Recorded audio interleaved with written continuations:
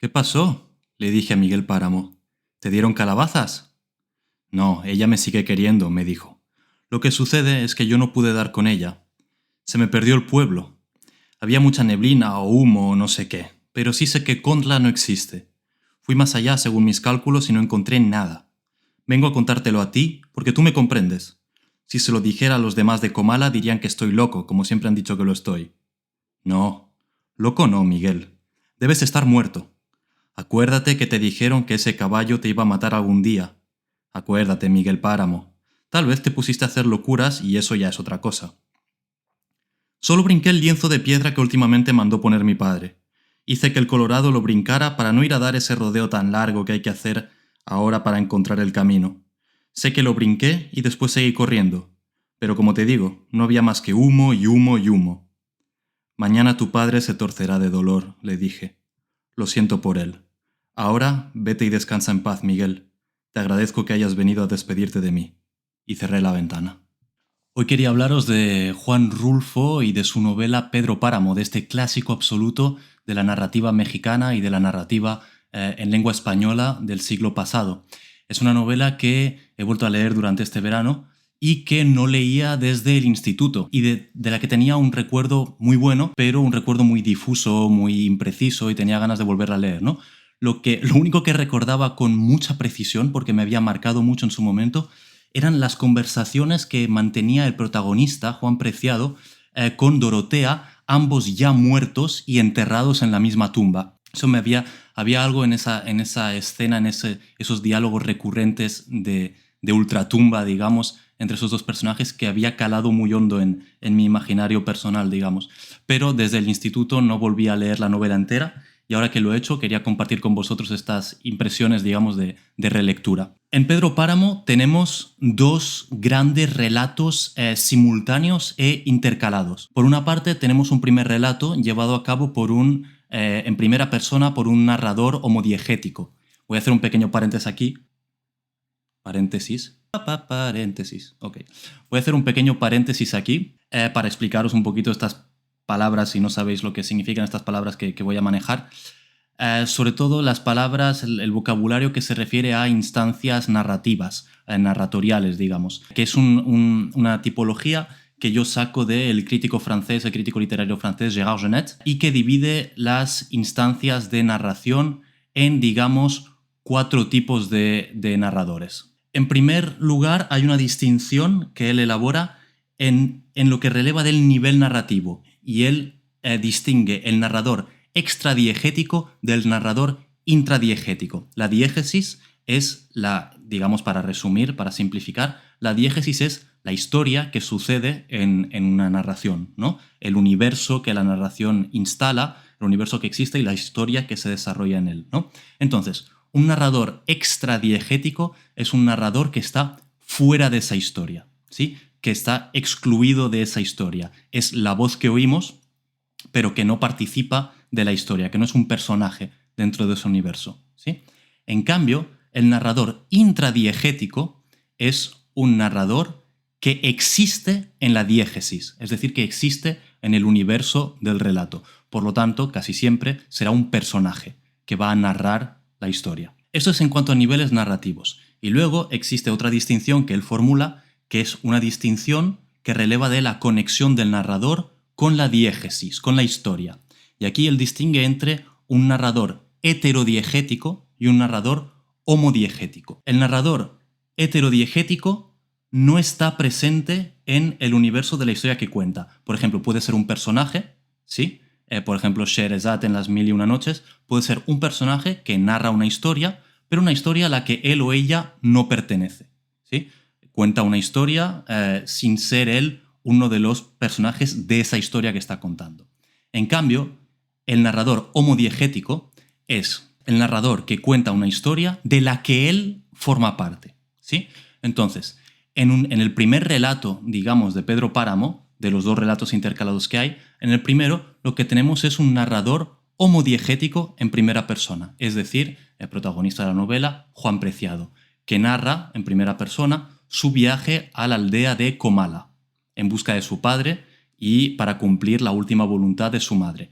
Él es narrador y él pertenece a la intriga, pertenece al universo, a la historia, le está contando su propia historia. Es por lo tanto un narrador homodiegético. Es un narrador personaje que visita Comala para cumplir la última voluntad de su madre, que murió con mucha nostalgia por no haber regresado nunca a su aldea, para encontrar a su padre, Pedro Páramo, todo ello en el contexto de la guerra cristera. Por otra parte, tenemos el segundo relato que se intercala con el primero, ¿no? No hay capítulos exactamente, pero hay momentos de relatos intercalados. El segundo narrador es un narrador extradiegético omnisciente, es decir, una instancia narrativa que está externa completamente a la diégesis, que la observa desde fuera. Es típico narrador en tercera persona, omnisciente, que no participa es una voz, sencillamente, que no participa para nada de la intriga o de la diégesis, ¿no? Y ese narrador extradiegético, por analepsis, es decir, por regreso al pasado, lo que hace es contar de forma más o menos descosida la historia del pueblo de Comala y de los Páramo, particularmente de Pedro Páramo, pero también de su padre Lucas y de su hijo Miguel, o bueno, uno de sus hijos, que es uno que él reconoce, porque Pedro Páramo tiene una multitud de hijos bastardos, pero al que él reconoce como suyo, que es Miguel. No hay de por sí en la novela, no hay de por sí un hilo narrativo constante. Lo que tenemos son fragmentos, trocitos, algo parecido a lo que Roland Barthes, el filósofo y crítico francés, llamaba en la escritura biográfica, lo que él llamaba biografemas. Es decir, no ya toda la escritura de una vida, de una biografía o autobiografía, con un principio y un final y una narrativa, digamos una narración coherente de principio a fin, sino episodios sueltos, ¿no? Biografemas, como fragmentos de una biografía articulados de forma yuxtapuesta de alguna forma, ¿no?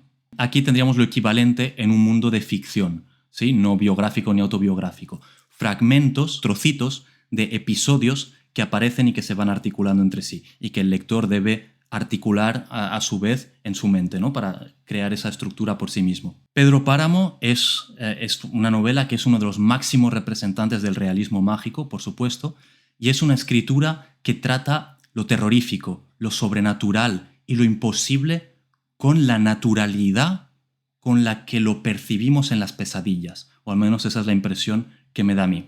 Todo Pedro Páramo es de alguna forma una pesadilla en tinta sobre papel, y una pesadilla que se presenta con la inquietante naturalidad con la que en el mundo de los sueños aceptamos lo imposible. La forma en que se desdibujan las fronteras entre el mundo de los muertos y el mundo de los vivos.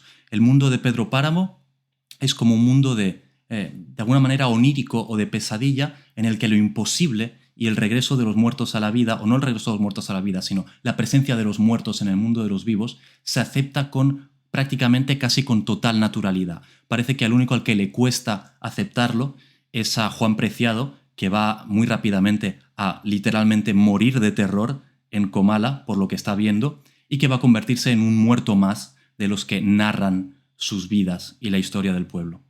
A pesar de transcurrir en la pequeña aldea de Comala, Pedro Páramo da la sensación de proponer un mundo abierto, un mundo infinito, pero también un mundo vacío, vertiginosamente hueco y sofocante, como le sucede a Juan Preciado, que fallece de terror, de un terror que le provoca asfixia. En él, en este espacio infinito y deshabitado, o mejor dicho, habitado por los muertos, el lector tiene la sensación de que va a ahogarse, como se ahoga el protagonista. Hay casi un eco, a mí me recordó esa frase de Pascal, el filósofo francés, «Le silence éternel de cet espace infini m'effraie». El silencio eterno de este espacio infinito me aterroriza, ¿no? Hay algo de ese terror en Pedro Páramo. Y lo que produce terror particularmente aquí es el murmullo constante de los muertos en este espacio desierto. No es tanto el silencio, sino lo que llena ese silencio del espacio desierto. Y lo que lo llena y que no debería estar ahí. El murmullo de los muertos. Comala es un pueblo que acepta la tiranía de los Páramo, de la familia Páramo, con una naturalidad también casi fatalista, de alguna manera. De Lucas, el padre terrible que consideraba que su hijo Pedro era un inútil que lo iba a perder todo, no sabemos gran cosa. Sabemos mucho más de Pedro Páramo. De Pedro conocemos la crueldad, las técnicas mafiosas, el cinismo y el impasible y constante abuso de poder, así como su amor, o lo que él llama amor, digamos, su amor tan opresor y cruel como al mismo tiempo genuino y prácticamente tierno que siente por Susana San Juan. Susana San Juan, personaje, arquetipo, digamos, del personaje melancólico que va a dejarse a sí misma marchitarse hasta morir. Sabemos algo también del hijo de Pedro Páramo, de Miguel Páramo, personaje de un violador y un asesino que vive deprisa y muere pronto. En la novela, Pedro Páramo se cruza incluso con unos revolucionarios erráticos que acuden a él con un tono muy amenazante, pero muy desorientado también. Ellos saben que están más o menos enfadados con los caciques latifundistas. Sin embargo, tal como los presenta Rulfo en esta novela, no saben por qué se rebelan, ni con quién se rebelan, ni contra quién se rebelan exactamente.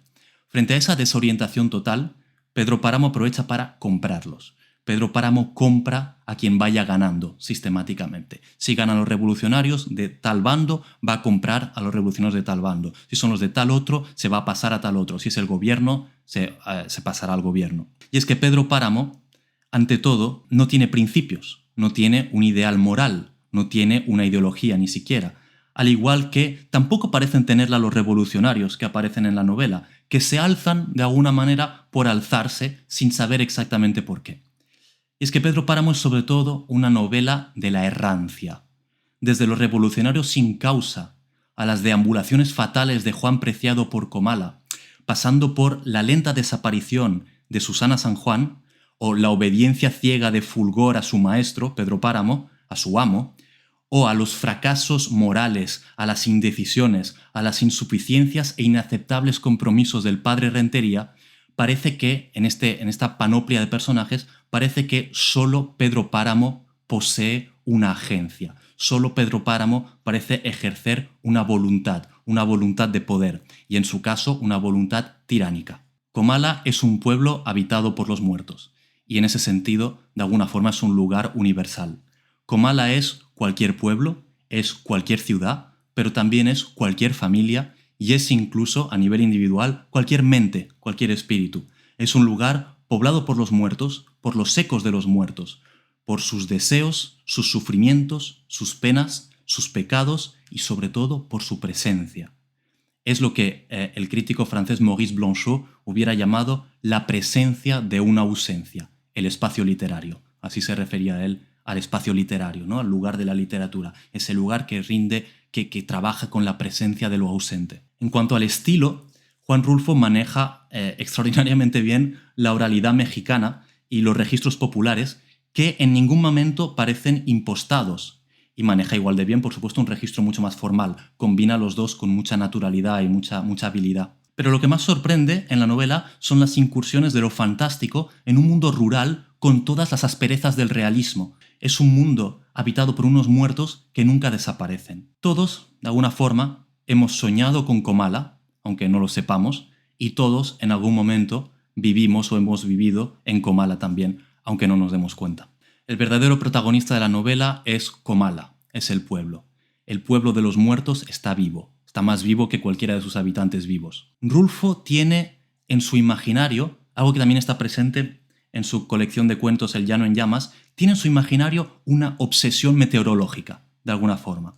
Antes de que suceda cualquier escena, cualquier peripecia, cualquier desarrollo de algo, siempre hay primero una contextualización meteorológica. El pueblo arde, o hay un sol castigador, hay una atmósfera de agobio, de ahogamiento, hay lluvia, hay tormenta, hay niebla. De alguna forma, el pueblo es un agente de la narración y se manifiesta su vida y su agencia a través del tiempo, de lo meteorológico. El pueblo es un organismo vivo, que vive y respira, que se mueve, se retuerce y sobre todo que come. Es un pueblo devorador. En esta novela, Rulfo convierte a la muerte en algo completamente común y accesible, sin que la muerte, pierda nunca tampoco su radical alteridad, su vértigo, la experiencia abisal que ésta implica, por robar la expresión de José Ángel Valente. Comala, vuelvo a lo que decía yo antes, Comala es lo que Maurice Blanchot llamaba el espacio literario. Es el lugar de una ausencia profunda, de la presencia de una ausencia, de la presencia obsesionante de lo que no está, de lo que ya no está, de lo que fue y de lo que de alguna forma sigue siendo, puesto que lo que fue aquí tiene más presencia que lo que es, y porque los muertos arrastran siempre consigo a los vivos a su reino. Comala es el arquetipo de una maldición. Allí donde la ausencia es lo que se reproduce, la ausencia es la que triunfa siempre.